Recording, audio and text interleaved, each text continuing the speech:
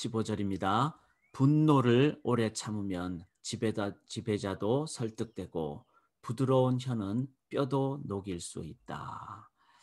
분노를 우리가 당장 표현하지 않고 갚지 않을 때 하나님 주시는 성령의 인도하심으로 그렇게 저희가 인내할 때 그때 부드러운 혀, 바로 그렇게 되면은 막 강한 말이 아니라 부드럽게 표현하는, 응답하는 것은 바로 뼈도 녹일 수 있을 만큼 강력하다. 그래서 성령께서 주시는 인내의 열매로, 참음의 열매로 저희가 나가기를 원합니다. 또 성경 전체적으로 봐야 되겠죠. 뭐 불의를 참는다든지 그렇게 하거나 타협한다든지 그런 얘기는 아닙니다. 그러나 그리스도의 마음으로 우리가 사랑하며 분노, 그 과격한 분노 대신에 분노를 천천히 하며라는 그 주님의 거룩한 분노로, 그리고 주의 사랑으로 나아가는 그 삶을 얘기합니다. 그래서 분노를 오래 참으면 지배자도 설득할 수 있습니다. 16절입니다. 꿀을 발견하더라도 적당히 먹어라. 과식하면 토할지도 모른다. 자, 잠언에 꿀이 많이 나오는데 오늘 이 절에서 꿀의 의미는 사람들에게 이제 너무 가깝게 하고 너무 친절하게 하고 이제 가깝게 하기 위해서 어떻게 보면은 좀 과도한 어떤 표현까지 하는 그런 부분을 얘기합니다. 그렇게 하면은 과식하면 토할지도 모른다. 그래서 과도한 친밀함을 주의하자.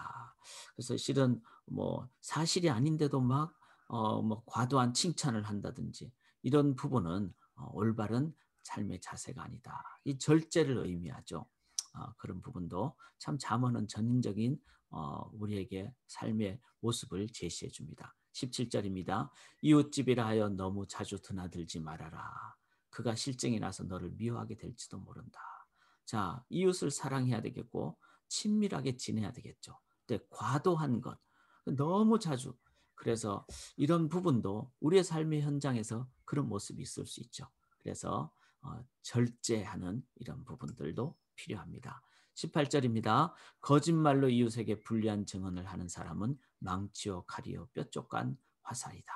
자, 위증을 얘기하죠. 있지 않는 내용을 막 증언함으로써 그 자체가 이웃에게 불리하게 될 때는 망치, 칼, 화살이 된다. 그래서 우리는 언제나 진실의 토대 위에서 살아야 됩니다. 19절입니다. 환난을 당할 때 진실하지 못한 사람을 믿는 것은 마치 썩은 이와 뼈가 부러진 다리를 의지하는 것과 같다. 그래서 우리가 환난 당할 때 그 사람이 예를 들어서 내가 누구로부터 뭐 오해를 받았다든지 이럴 때 진실하지 못한 사람은 사실이 아는 데서 얘기를 하게 되면은 썩은 이와 뼈가 부러진 다리를 의지하면 넘어지겠죠. 우리가 넘어진다는 겁니다. 그래서 삶의 현장에서도 관계 속에서도 내가 진실해야 되고 또 남을 향해서도 진실해야 된다. 이게 기초죠. 가짜 뉴스가 많은 이때 우리는 늘 사실 근거 위에 서야 되고 그것을 늘 확인하며 그런 진실의 삶과 말을 나눠야 됩니다. 20절입니다. 마음이 상한 사람 앞에서 즐거운 노래를 부르는 것은 추운 날에 옷을 벗기는 것과 같고 상처에 초를 붓는 것과 같다. 자, 마음이 너무나 어려운 사람 앞에서는요, 같이 울어야 되겠죠. 이게 어디서 나올까요? 이것은 주님의 마음에서 나옵니다. 그런데 그렇지 않으면, 즉 동감과 공감을 하지 못하면 그 자체가 추운 날에 그 사람 더 아프게 만들고 상처에 초를 보면 정말 쓰라리겠죠. 그래서 욥이 친구들로부터 위로를 받은 것이 아니라 친구들의 그 비난을 통해서 오히려 욥은 마음에 더 큰 아픔을 겪었습니다. 우리의 삶에 동감과 공감은 관계 맺음의 출발이 되겠습니다. 21절입니다. 네 원수가 배고파하거든 먹을 것을 주고 목말라 하거든 마실 물을 주어라. 원수라도 영혼에 대한 가장 기본적인 사랑을 우리가 주님으로부터 받을 때 우리는 정말 원수라 할지라도 나를 너무나 힘들게 만드는 존재라 할지라도 그 삶의 그 생존, 그 인격적인 자세로 나아가는 그 사랑으로, 더 큰 사랑으로 나아가는 그런 삶이 필요합니다. 주님을 의지하지 않고는 안 되겠죠. 22절입니다. 이렇게 하는 것은 그의 낯을 뜨겁게 하는 것이며 주님께서 너에게 상으로 갚아주실 것이다. 자, 주님은 당연히 상으로 갚아주실 것이죠. 낯을 뜨겁게 한다는 것은 그가 스스로 깨닫게 된다는 의미가 있습니다. 그래서 우리가 악을 악으로 갚는 것이 아니라 악을 주님의 사랑과 선으로 갚을 때 그 사람이 자기가 화끈거리면서 돌이켜보게 되는, 깨닫게 되는, 변하게 되는 계기를 제공해 줍니다. 그래서 우리는 어떤 상황에서도, 어떤 핍박의 상황에서도 악을 악으로 갚아서는 안 됩니다. 주의 사랑을 의지하십시다. 23절에 북풍이 비를 일으키듯 헐뜯는 혀는 얼굴에 분노를 일으킵니다. 자, 헐뜯는 혀는 즉 비난이죠.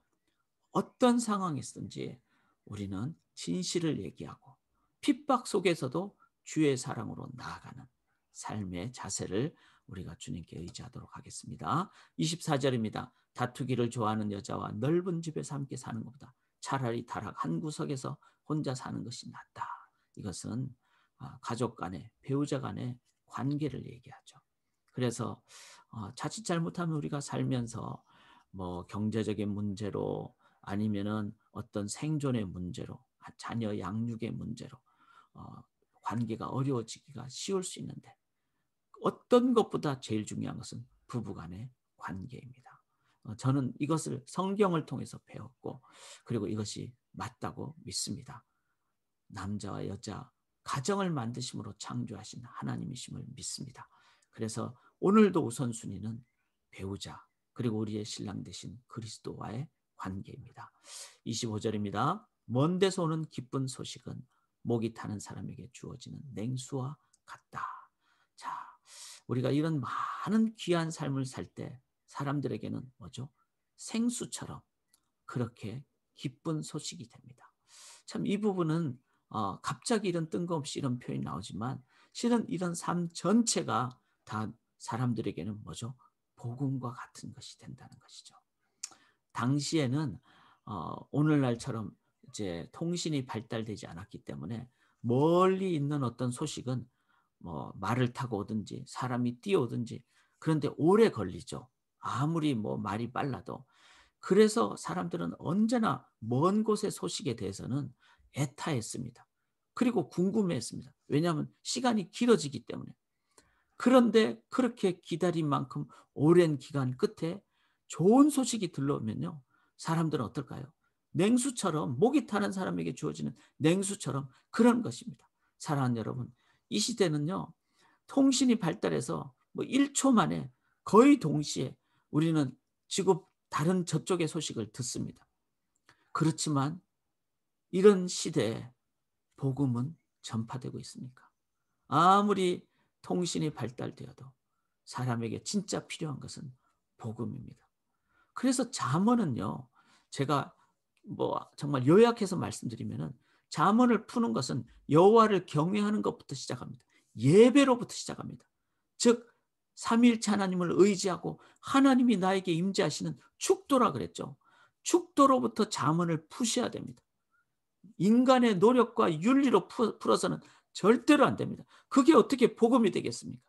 축도로 풀고 잠언은 축도로 시작하고 축도로 풀고 그리고 복음 전파, 전도와 선교로 결론 지어야 됩니다.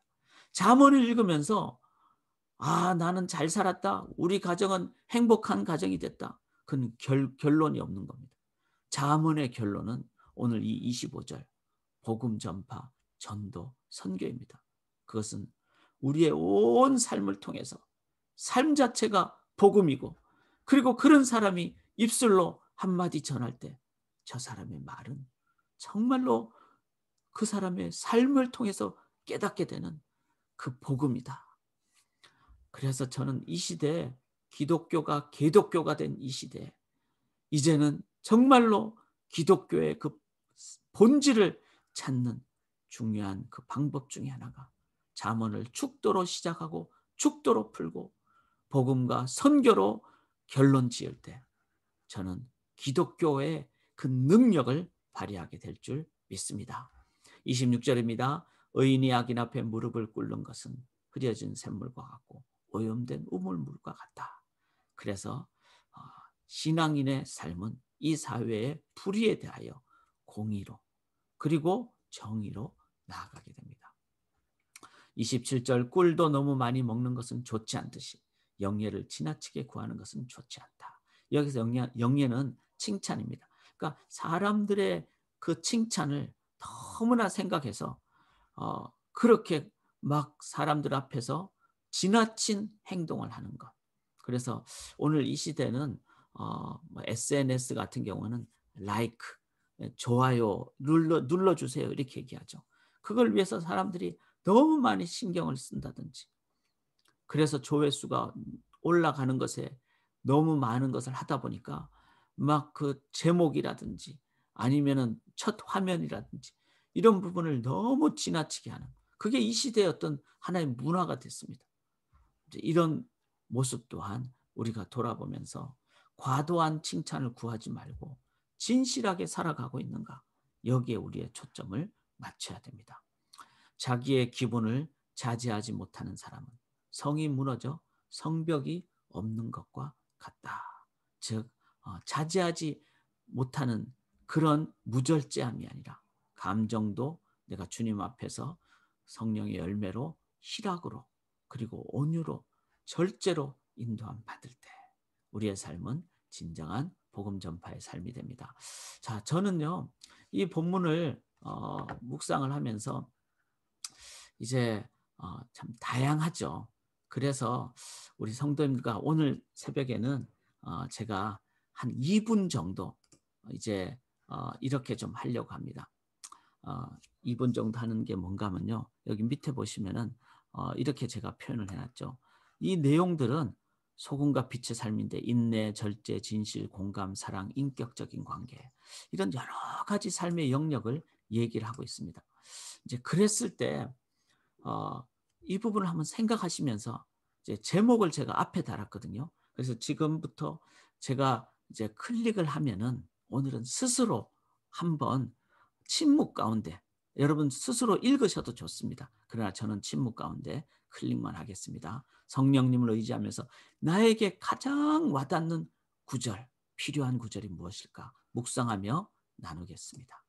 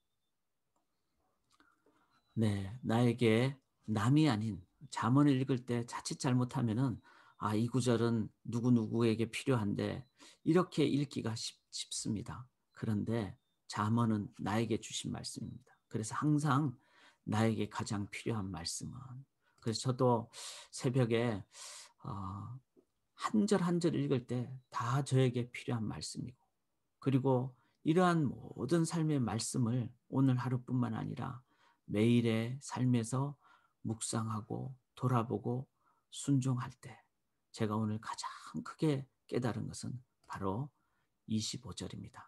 먼 데서 오는 기쁜 소식은 목이 타는 사람에게 주어지는 냉수와 같다.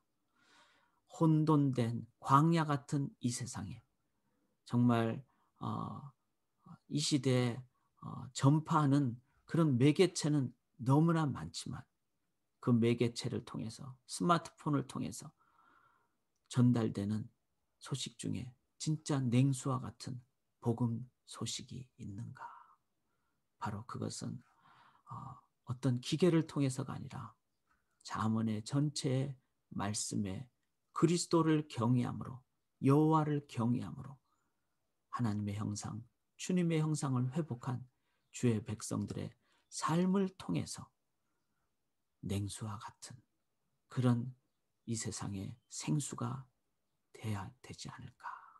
그래서 저의 삶 자체가 복음, 기쁜 소식이 되면 좋겠습니다. 라는 것이 저의 오늘 묵상입니다. 이 시대에 교회와 성도님들을 통해서 사람들이 생수를 마시게 되는 귀한 삶이 되도록 오늘도 주의 말씀을 묵상하고 순종하고 그렇게 나아가는 귀한 소금과 빛의 직분을 감당하시기를 주님의 이름으로 간절히 기원합니다. 예수님 닮긴 내가 원하네. 날 구원하신 예수님을 내 마음 속에 지금 고도사 주님의 형상 인치소서. 전인적 신앙생활을 함으로 성도님들과 교회의 삶 자체가 이 세상의 소금과 빛이 되고 그로 인해 성도의 삶 자체가 복음 전파의 생수의 삶이 되게 하여 주시옵소서.